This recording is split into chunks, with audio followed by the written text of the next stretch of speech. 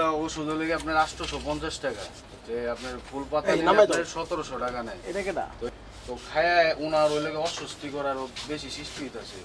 তো কয়দিন ধরে বুঝতেছে না, ডাক্তার দিতেছে এগুলো যে আমি ওষুধই করতেছি, তো আপনার কাজে দিতেছে না। পরে আপনার পপুলার থেকে নিছে, নেওয়ার পরে ওই পাতা বাসা থেকে আইনা দুইটা মিলাইছে, দেখে দুই রকম।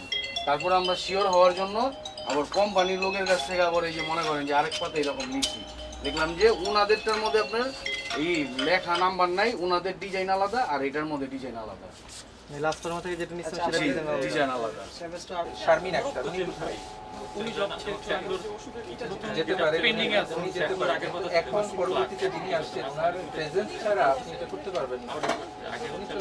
স্পেসিফিক্যালি যদি আমি অ্যান্টিবায়োটিক বলি, আপনি অ্যান্টিবায়োটিকের নাম, কোন ডক্টরটা প্রেসক্রাইব করছেন, পেশেন্টকে আপনি এটা দিয়েছেন, কি পরিমাণে দিয়েছেন, কবে দিয়েছেন, এটা আপনার করতে হবে।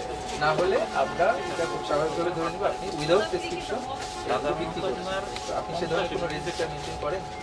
লাজ ফার্মাতে আমরা একটি অভিযোগের প্রেক্ষিতে এসেছি, বাট এই অভিযোগটি প্রমাণিত না হয় পরবর্তীতে আমরা ওভারঅল অবজারভেশনে যেটি আমাদের কাছে পরিলক্ষিত হয়েছে সেটি হচ্ছে রেজিস্টার্ড ডক্টরের প্রেসক্রিপশন ছাড়াই ওনারা অ্যান্টিবায়োটিক বিক্রি করছেন, সেটা ওনাদের রেজিস্টার্ড এন্ট্রিভুক্ত নয়। সো দেশে ওনাদেরকে 20,000 টাকা অর্থদণ্ড করা হয়েছে।